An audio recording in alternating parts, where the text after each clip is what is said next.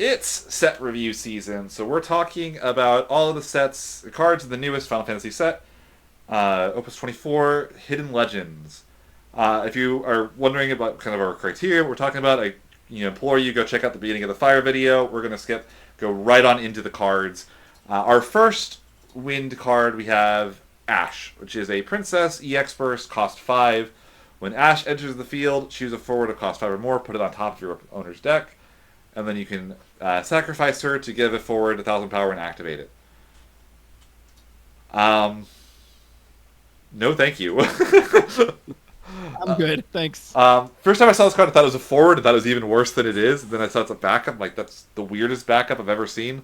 For 5 cost, I can put my opponent's Gorilla back on the top of their deck where they're going to play it again. It's so expensive. Why? It's kind of cute. Like, if your opponent has, like, an Une, you could, like, play this and then play Zidane and then steal the Une. It's kind of nice. But, like, if you can't steal it or damage them that turn, they're just going to replay it, right? Yeah. And that makes the burst feel a lot worse. Like, it is so expensive. Like, comically expensive. It's a rare, too. I don't really understand this one at all. It just... Yeah, me neither. It's a princess, if that matters. I mean, Ashe sometimes comes through as a queen, so... But there's even better Ashes if you want an Ashe backup, right? Yeah. Or if you want a wind princess backup, goodness knows there's 3 of them worth playing. So, this one's a dud. Valefor, category Mobius. This is the Mobius card that I was thinking of. It isn't going to be a full art. 1 cost. Yeah. So if you pay 1 for Valefor, you can do nothing. But you can pay an additional cost, and then you reveal the top 7 cards of your deck, and then you play a wind character of cost X or less from among them onto the field, shuffle the other ones back, and put them in the bottom of your deck. So there's a lot of opinions on this card going around. I generally don't like this card. I think the way it's templated kind of is unfortunate. Like, I get the idea is, like, maybe there's a world... And, like, if you just say, take a wind card from hand, discard it, cast Valefor, that is X equals 1. You don't have to, like, have a backup for it, technically, right? And maybe that, like, digs you for the Luso you really, really need. Or if you play this off of, like, a Sid Haze reduces your cost your next summon by 2, you can now cast Valefor X equals 1 for free. Those are all, like, interesting, but, like, even Mono Wind, to me, play stuff like Rosa and Lulu, and, maybe next set it's playing, like, Benedikta or Garuda or Yuffie. Or, maybe you hit a backup and you want to play this Chocobo Sam. Like, are you just going to gamble 4 in case you hit Chocobo Sam? Like, I wouldn't think so, right? But, like, 7 is a lot of cards. There's a pretty decent chance you hit something worth playing, So, I don't know. I just feel like every other win summon is so much better and so much more consistent at what it does than this. If it said, like, cast a summon, reveal the top 7 cards of your deck, then pay X, which X is equal to the cost of the card, I'd be so much happier with it. But that might have been... Go ahead, sorry. But that might have been too good.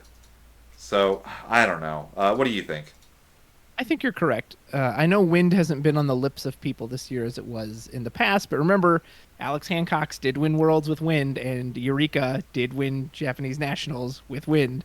Don't ever sleep on wind.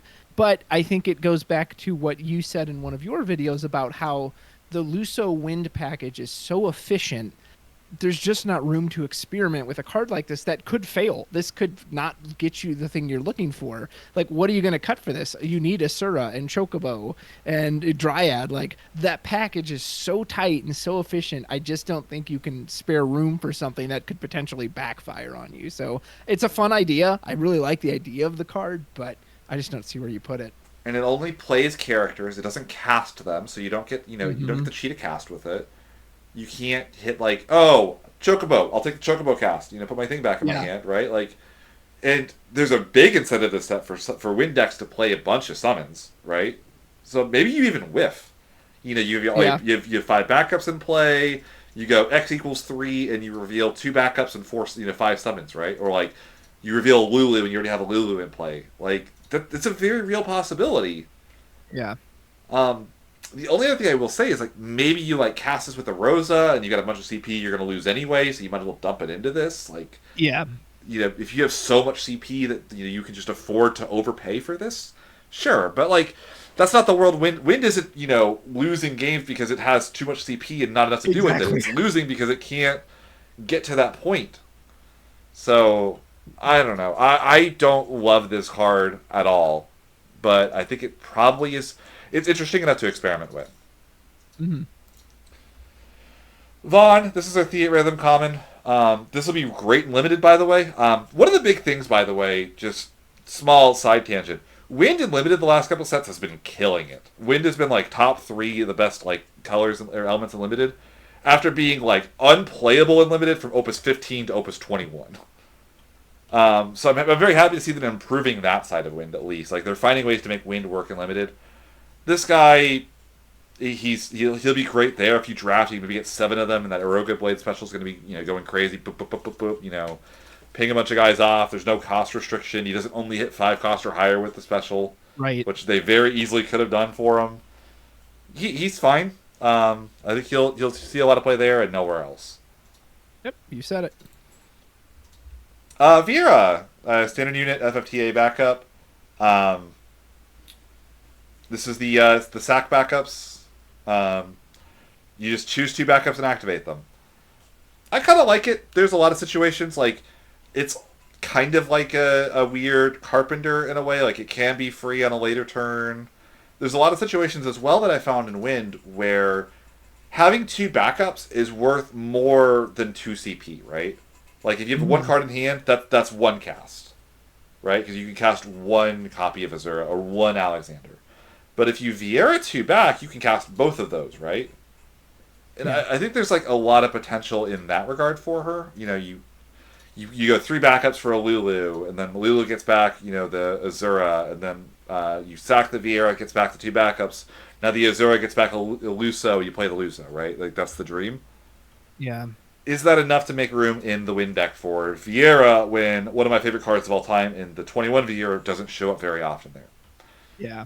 Probably not. We've also had stuff like the White Mage, like if it's the 3rd cast, activate 3 backups, and there's a lot of backups you can go to for this effect, but I don't think this is a bad card. I think there's a chance for it, which is... That was the only. Oh, sorry. Go ahead. Let's say, what do you think?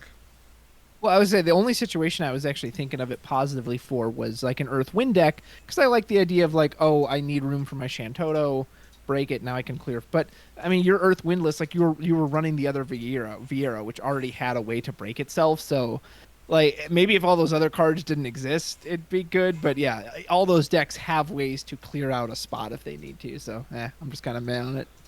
Like I said, I think in Mono Wind it actually really is not that bad. But I do not know if it's going to make the cut because Mono Wind is the one deck that like really needs to be careful with the number of backups it plays as well. Because if it plays too many backups, you break on backups and don't have things to play. Yeah.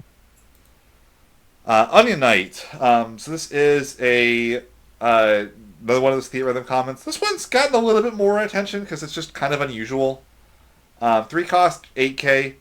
Job Warrior of Light is actually relevant. We always joke that like the old like Earth one was just like the 9k vanilla was closer to playable than it should have been.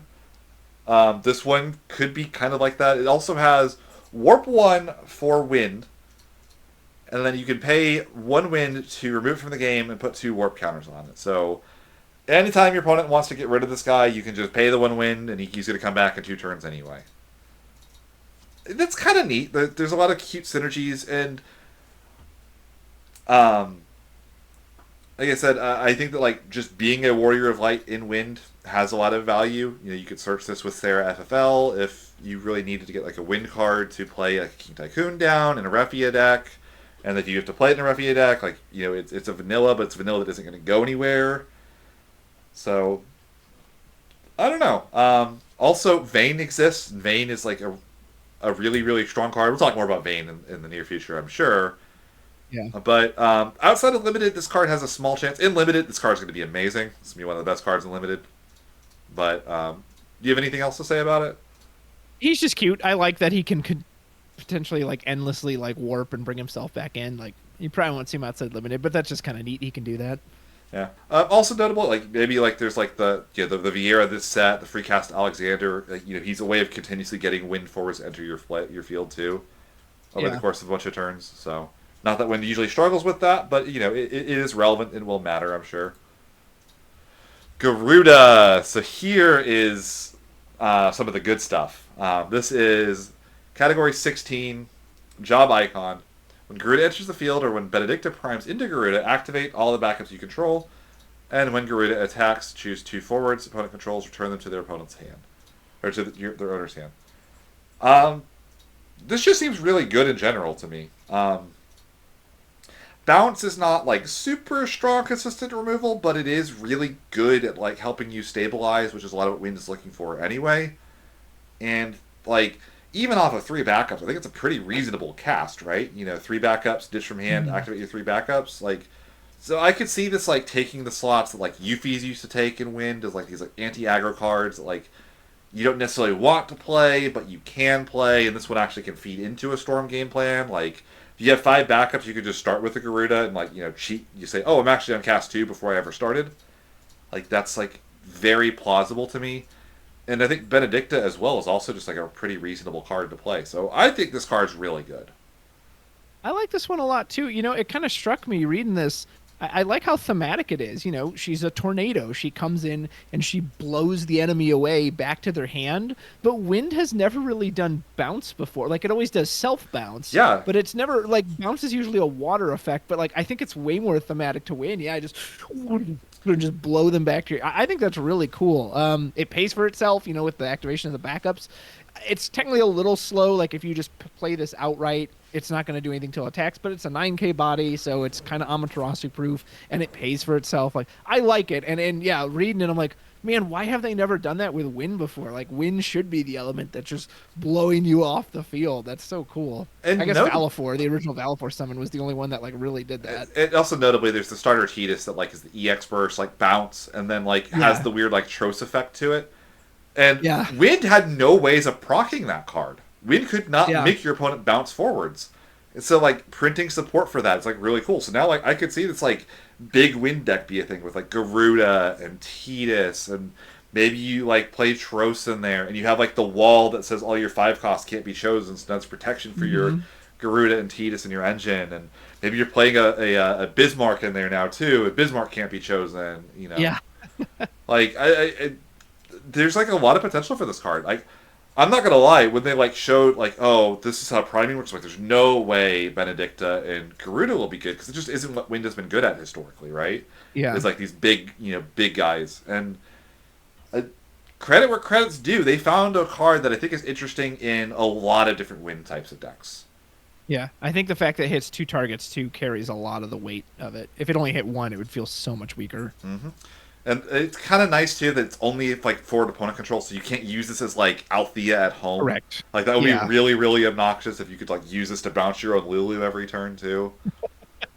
Like, if it was just choose up to 2 forwards and return them to their owner's hands, like, this card would be, like, almost ban-worthy. So, but, like, again, it does a lot of the things that, like, Wind kind of needs at potentially a lower cost and lower resource than, like, Yuffie does, which is really interesting. So, it's definitely one to have your eye on. One to have a little bit less of an eye on is this Thief. Again, there's a floor, like, 3 CP backup that draws a card can only be so bad. But they really like giving this Wind this, like, cannot be blocked text right now on, like, all of, like, the common, like, the Ninja last set did it as well. And I just, like, don't care most of the time. Steve D always says, like, blocking is, a sucker's move, so, like, you're just telling your opponent to not do what they shouldn't do anyway. So, I'm sure it could win a game for you if you did that, but, like, so would playing a backup that does more than this, so... Yeah, I think this is one of the weaker ones.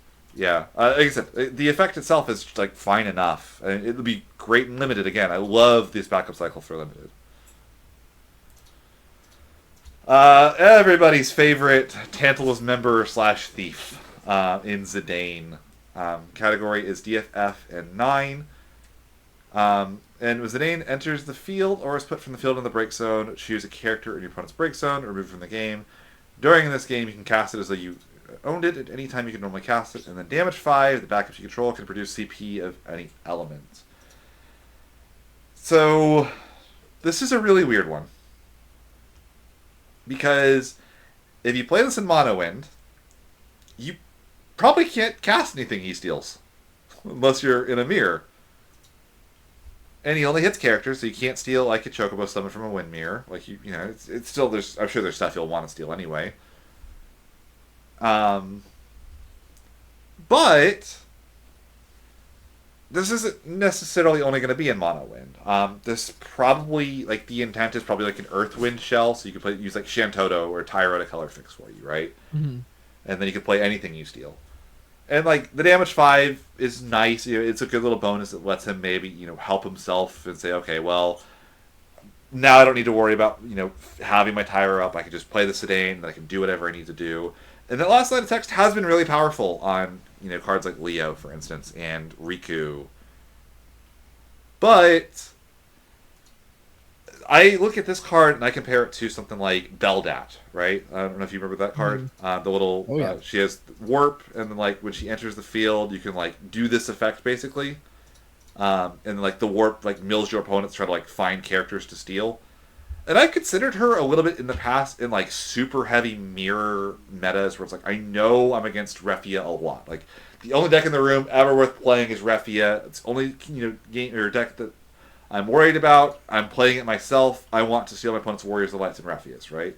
In that situation, he's really good. But Beldat never saw experimentation for that. And in a lot of the situations, you can still play Opus 16 Zidane, find a way to get a couple of extra casts. Maybe you go like Refia, Leo, Zidane, and you could still like play their deck that way. And then that guarantees you win deck out and like all these other like different things this Zidane doesn't do. But like the text is not bad. Like he still does let you do it twice. Like he is effectively a negative 1 CP card if you cast both of what you steal. So I don't know. What do you think?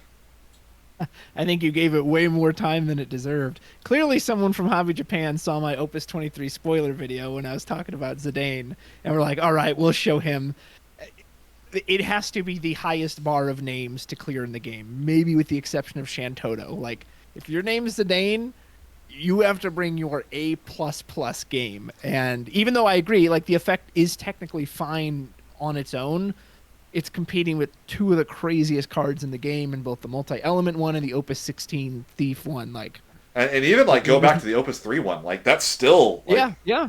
I will happily play that card in some decks still. Like how Alex Hancock's played it in European Nationals this year. Alex Hancock's played 3 CP Zidane in it. Yeah. So still great. Yeah, I can't argue with that. And there are going to be games where you're playing against, maybe not Knights, but like you're playing against Chaos. It's like, well, what are you going to steal from Chaos? Like, I guess like Lightning. Yeah. But like again, if you stabilize against Chaos to the point where you could play this into a Lightning, you probably won the game anyway. You don't need this guy to do that for you. So. It's very weird his Opus 16 version color fixes for you, and this one doesn't. Like, it's just weird that, like, nearly 10 sets later, they're like, all right, let's correct that mistake. But by the way, that other Zidane still exists. We have Jeume, Warrior of the Crystal for win. 4 CP 8K, can't be chosen by opponent's abilities. Wind has this evasion sub-theme that they keep trying to push for the low rarity limited cards. She'll be amazing in limited, by the way. These cards are all really, really good. But outside of that, we'll talk about Warriors of the Crystal later. I think it's like the best way of putting it. Leech Bat. So this is the same cycle of like the sack monsters. This one, instead, we talked about like, okay, one of them like turns you into Zidane. This one, turns you into Squall. Sorry, or not Squall. Laguna. This one turns you into Fire Wind Zidane. When I first read this card, I didn't realize they drew after doing it. I thought my eyes popped out of my skull. Like, oh my god, they gave Wind a freaking like any card is now Opus 3 Zidane now, and it's like, but they do get the draw afterwards. So now you're paying 1 CP and a card in hand to not affect your opponent's hand size at all. only to try to sculpt it a little bit. Rip out an Amaterasu, for instance, or like a Shantoto, or whatever it ends up being, right? And I'm gonna be totally honest with you. I don't even like doing this with Zidane for the repeated ability to do that to develop the threat. I know you don't. So, like, am I gonna go out of my way to play this card? The only situation is I have a combo deck that wins the game that turn and can incidentally sacrifice this on the way to getting there, and can't for some reason play Zidane to do so. Like, that is a really big ask. I'm sorry. Not one that I'm willing to jump through. Yeah, it's the exact wrong combination of all the words. If they didn't draw, like you said, it would be significantly better, because then it would kind of just be like Opus 3 Zidane. The multi-element Zidane not only can attack the turn it comes in, it can repeat the effect, it can also deal them damage, so it can win you the game if you need to hit them one more time. And because it does that on an entry, it scouts their hand right away, so you know if you're clear to like put out your Refia and all this other stuff. This one will only trigger when you attack, and by that point, like, it might be too late that you needed to, like, do your scouting beforehand. So kind of a fun idea, but yeah, this isn't going to see play. Yeah, and also notably, like, Zidane is one of the cards where I think the evasion actually really matters, right? Yeah, it does. So and like the forward isn't going to have Zidane's evasion here, so like they're doing the cycle, and then you still have to have a safe attack to do with if you're checking with an attack and don't have like a stack outlet for it. So yeah. I just don't like this card, but I probably was never going to like this card though. Well, maybe this Sopfo one will make you feel better. Don't start with me. So here's Sophia, Black Mage, Sopfo. When she enters the field, you can pay a crystal to get the free cast Alexander, but slightly worse. No. No, Yeah, thank you. I'm good. Thank you. She's a black mage, I guess. I don't think that'll be relevant because she's in Wind, but nope.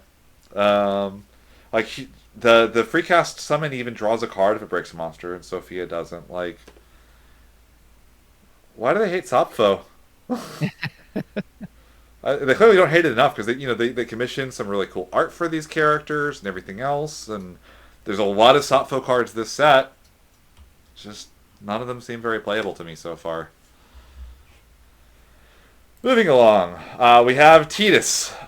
Speaking of playable, question mark.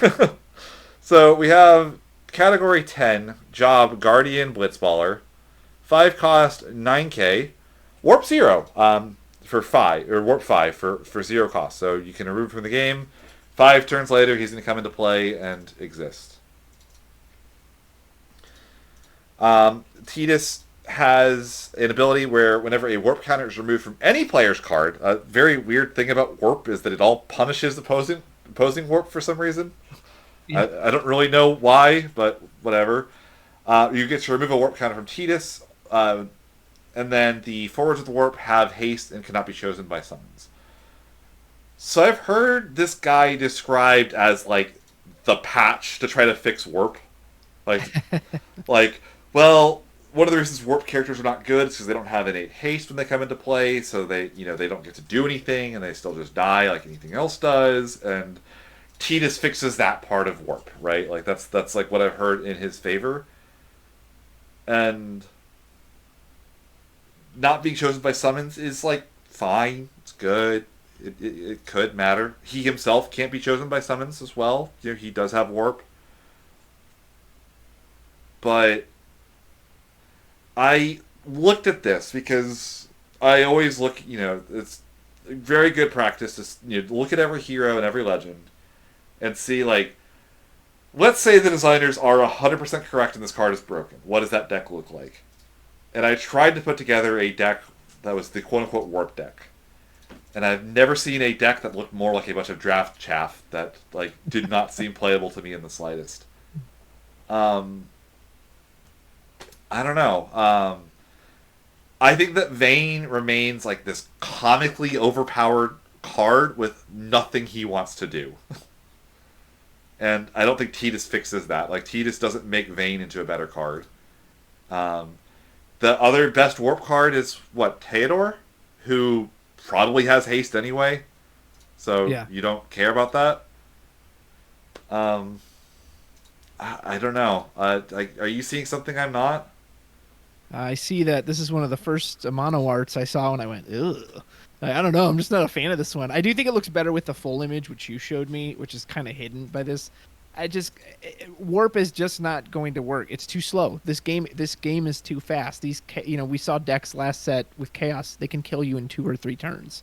You don't have time to sit around and wait for this stuff. I like the haste keyword. I like that, again, they kind of tried to fix that, but it still means you not only have to find this guy, you have to find other stuff to warp. Like, it's just condition on condition on condition for a character that doesn't ultimately do anything. He just hits you. Like, that's it. He doesn't give you card advantage. He doesn't remove stuff from your opponent's board. He just goes in and goes, all right, there we go. That's what I did. That's what you waited 3 turns for. I guess it's kind of funny if you're in like a 13 aggro deck, you can warp a null, and the null will remove 3 warp counters from Tidus as null enters play. Like, that's kind of funny. But I don't know. Like I said, I think Vayne is absurdly strong. Theodore could find a home eventually. And like, if that happens, then Charlotta is like maybe okay, and like Sophie is like maybe fine, and like maybe you run like a Mist or the Emperor and like those. But like, that's like where we're getting. It's like cards like Mist and the Emperor. And I also see this like situation where you like go in your first turn and you warp Tidus, and then you warp the Emperor, and then you warp a Mist, and then you warp a Theodore, and then your opponent goes Chaos, Flare, Flare, Punch, Punch. You draw 2, punch, punch, punch. You're dead. Yeah. Like, while all 4 of these cards are just sitting in the remove from game pile, like waiting to enter play. And as if you scooped your cards up and shuffling them, you're like, yeah, but just imagine what would have happened if I had just one more turn, and all those forwards would have come in, and they would have had haste now. Exactly. So, yeah, no, I don't see it, but maybe I'll mess around with it at some point. We'll make a Wednesday stream trying to make the warp deck work on Lantern Locals. Heck yeah. We have Nono doing his little dance. What's the Johnny Bravo doing the monkey? Do the monkey with me. Yeah. Category 12, Machinist Moogle enters the field, choose a forward, do a 2K. If you cast 3 or more, do it. Nono's power instead. Damage 3 becomes a 7K. I don't think this is what Storm is looking for, and I think it's going to even struggle to do well in Limited. I will say I do love the return of Dorpy, Ryoma, Ito. The Philo art and the kites. I know they're divisive, but they're so fun and so different, unique. But, yeah. I think it works well for Nono. He's cute. Dude, somehow I managed to read the text on this card before I saw his power.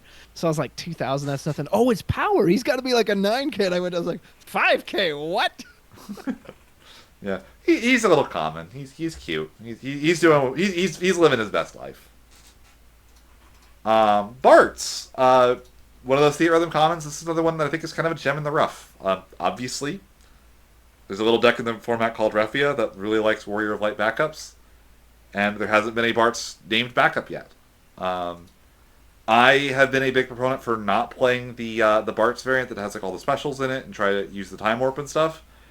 And I think this guy's really good in that deck. There's a chance that playing this guy over like the Ingus means that it's a lot harder to lock yourself out of casting the 4-color Warrior of Light, and it gives you another win card, so it's easier to play your King Tycoon, or your King Tycoon can play the Bartz, or any number of really nice things can happen by playing this guy. And he also gives you something that you don't have otherwise, which is kind of unique. If your opponent, say, misdragons you at some point, and then they freeze a backup somehow, they're on Ice Earth. Don't ask me how this hypothetical Ice Earth deck exists, but we'll say that. Previously, there was never a way to activate a wind backup in Refia.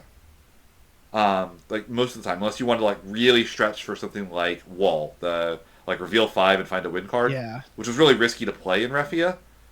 And this guy allows you to, off of 3 backups, go like Dole a Tyro, pitch a card, play Bartz, activate 2 backups, have 4 backups, play Warrior of Light, which you could not do before. So I really like this card. I think it's really good. Yeah. fun. He's got a good job. It's cool that he can pick himself too. It's Yeah. like he doesn't have to have 2 other backups. Yeah, and he's a warrior light, so you pretty much said it perfectly. I expect to at least see people try it. I absolutely can guarantee you I will be. I need to get a foil of him at some point because my deck I have is like almost max rarity now, which is cool. Oh yeah.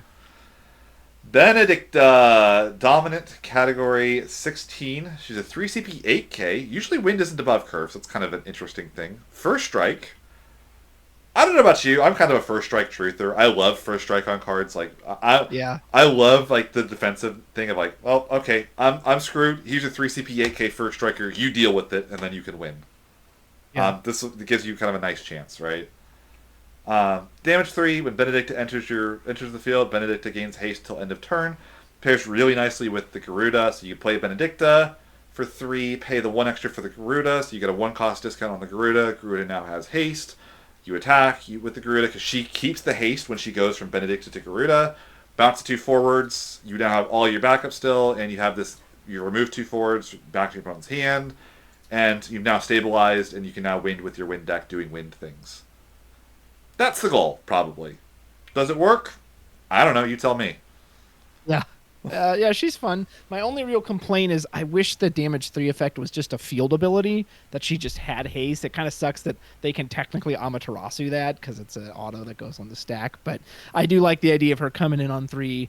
Now the Garuda can immediately attack. So I don't think you'd ever play this unless you're doing the Garuda package. But if Garuda's worth playing, you're obviously going to run this as well.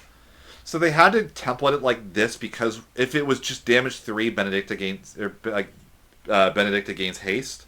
When she primed, she would lose the haste when she became Garuda. But because it's an auto ability that applies because it's an auto ability that applies it to the card, she keeps the haste when she becomes Garuda. Okay, that makes more sense then. Because like in this situation, like Benedikta gains haste is like this character gains haste until the end of turn. And then when she becomes Garuda, she then keeps the haste. If it was just Benedikta has haste, you would have a 3 CP 8K haste first striker on damage 3, and she becomes a lot less interesting. Oh, interesting. So, yeah, that's like a weird templating thing that they had to do to make that work. Does also cause issues where it's like when she enters, your opponent can like Cullen her, so she can't prime. Yeah. But I can't win them all. Yeah. Belgemine. This card. 1 cost, 3K, Cat 10, Summoner. Let me go to the full art. She cannot be chosen by summons. This includes your own summons. You cannot Chocobo her to your own hand. During each turn, when you cast the second summon, you choose the 2 forwards, deal them 4,000 damage. So it's the worst Magista support card of all time. That's not the only line of text, though. During each turn, when you cast the third summon you cast each turn, choose up to 3 forwards opponent controls. Your opponent puts them on the bottom of their deck. What the hell? Like, this is the strongest removal card I think that's ever been printed in the game. Like, almost unequivocally, right? I guess Shantoto. Like, Yeah, remove them from the game. Toto. But, like, put them on the bottom of the deck is not that different than remove them from the game. Yeah. Like, is anybody missing anything with this card? Like, does this read broken to you too? Well, so first of all, I love that she's in the game because I've always liked this character from 10, so it's nice she finally got a card. I usually a card with this much text on it has got to be good. I guess my only question is, do you need this over something like Luso? Because surely this has to go in a cast deck, right? I can't imagine like too many of the other elements can cast that many summons a turn. So if you're casting a bunch of stuff anyway, like I've never seen a Wind player be like, "Oh no, Luso sent them all to the break zone." Now they're just like, "Yeah, I just wiped your board with Luso. Like I win the game already." So like, do you even need this card? And I'm not saying it's bad. I'm just wondering like, where does it go outside the Wind cast deck? Because it clearly wants you to cast a lot of summons in a turn. The first thing that comes to mind for me anyway is Luso doesn't hit everything. True. Yuzuki, for instance, can be a huge problem for Windstorm decks because it just says all your fire forwards don't take any damage. There's really nothing that resists put it back in the deck other than they Tidus. have to be untargetable, essentially. Yeah. So, like, I guess, like, that's the downside, is, like, this maybe loses to Gigawall and Luso doesn't. Like, to me, this card is almost so good. I almost wonder, like, is there, like, a 20-25 summon win deck that just, like, runs a bunch of cantripy summons and just, like, Belgemines every single turn? But then, like, that deck needs to find a win condition still? Like, do you just take the wind shell and swap one of your Lusos for a Belgemine and call it a day? Do you swap two of your Lusos for a Belgemine? I don't know. Like, I don't know what the deck looks like. Do you go Earthwind so you have access to, like, the Shantoto forward from last set, which then gets you two forwards guaranteed, or two summons guaranteed, so now your Belgemine is really good.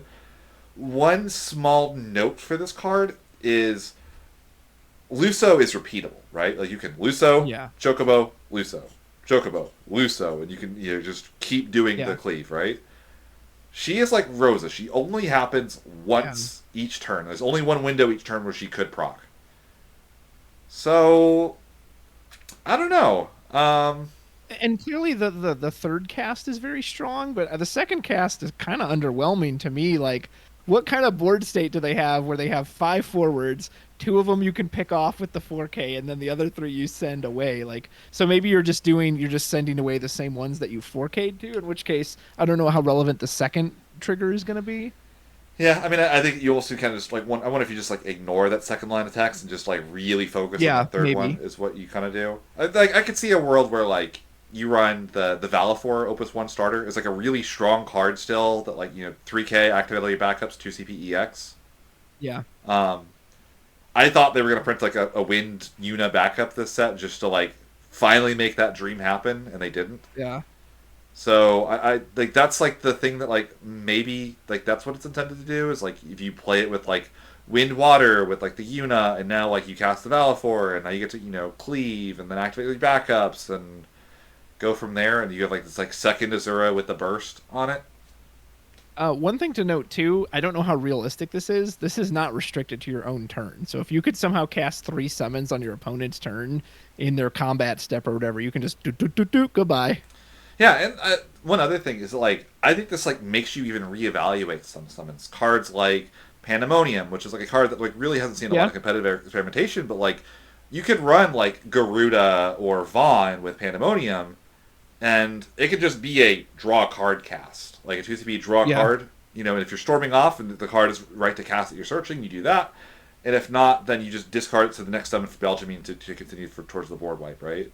Cards like the 2CP Alexander summon, it's like activate a backup, draw a card, right? Like all of those cards get a lot better when you have a card like Belgemine that exists that don't necessarily matter as much for Luso because Luso can still function with characters, right? Yeah, I think if this card doesn't see play, it isn't an indication that the card itself is weak. I think again it's just an indication that Luso is so efficient and people are just so used to it by now and locked into it that it's like, why bother to do all that? I'll just do what I know already works. Yeah. I do also think it's maybe easier to get a Belgemine off on like turn 2 as well. Could be nice. Like you go like one backup and then like Belgemine off of the backup, 2-cost summon, 2-cost summon, 2-cost summon seems easier than getting 7 casts with Luso unless you have like Izan and Chocobo loops, right? So like that's like the other potential thing for her as well. We'll see. Minwu, White Mage, not a rebel for some reason this time. I thought that was just a thing they were doing, but apparently not. He forgot how to be a rebel. He has conformed to the rest of society. Category Dissidia and 2 4-cost 7K. Category 2 forwards other than Minwu cannot be chosen by your opponent's abilities. When he enters the field, choose a Category 2 forward other than Minwu in your break zone. If it's equal to or less than the number of backups you control, play it onto the field. So again, I don't ever want to dismiss these reanimator effects because every single one of them has been relatively strong. But I don't know what we're meant to be doing with this guy quite yet. Again, everybody's going to go, oh, play Firion. And it's like, well, Firion's Water Fire. This is a win card. Where are we getting the win CP? Are we playing this in a 4-color deck? Maybe 4-color Cat 2 is on the menu. Like, you play, like, Minwu and Warrior of Light and Firion, and you just play all the elements and you do that. Maybe people get a second look at, like, the Hilda hero that's, like, you tap her to get back a Category 2 forward from your break zone. Like, maybe that's, like, worth considering if Minwu's a thing. Like, So I think that's like the only other like Cat 2 wind guy, right? It's just like the really bad Dragoon Ricard. Yeah. Um, but like maybe that's enough, and maybe like okay, well, maybe you just go fire and you revive the fire one. Like you spend the crystal and he gets like the draw and the first strike and the haste. Or maybe you go 5 and you play a Joseph from the breaks and Joseph pulls a Furion out of the deck. I don't know. Um, it does scale very quickly. Is like the one thing that like is giving me pause on this card. Like Yeah. this usually like for a 4 cost you revive a 3 cost, right, or like a 2 cost. This could be a 4 cost that plays a 5 cost. You could play like a a Dark Emperor from your break zone with this guy.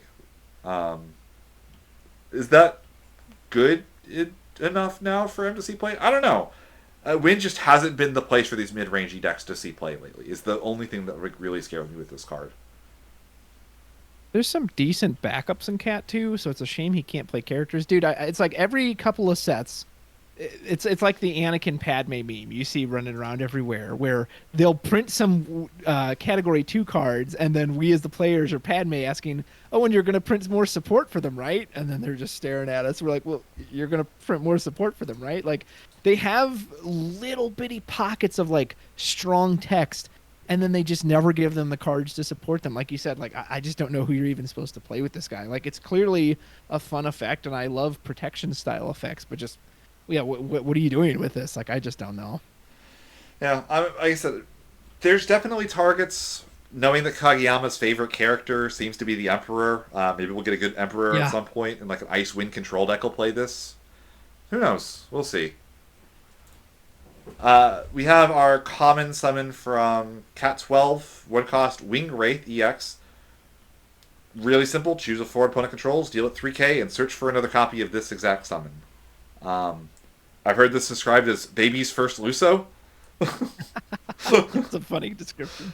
Where you just like, I don't know how to Luso. It's too difficult. It's like, well, you draw one of these and you do it 3 times and you get to Luso that turn probably.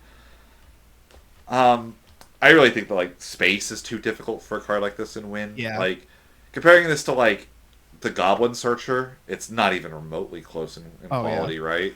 And like if you draw extra copies of this and you stop getting the search off of casting it each time, like I don't see this one. It could be like a really funny like draft card or cube card, or maybe like you end up with like 7 copies of it and you just go boop, boop, boop, boop, like machine gun him down. But I think in constructed this card has almost no chance.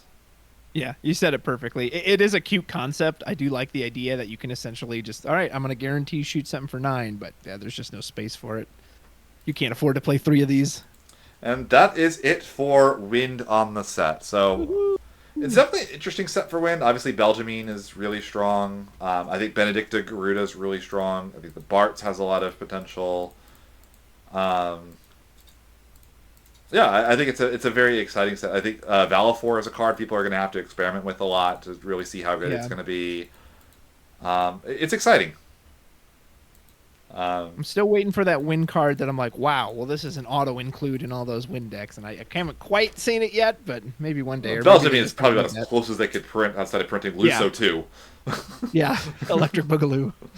So, all right, we will see you all in the next one. Thanks for hanging out. Bye.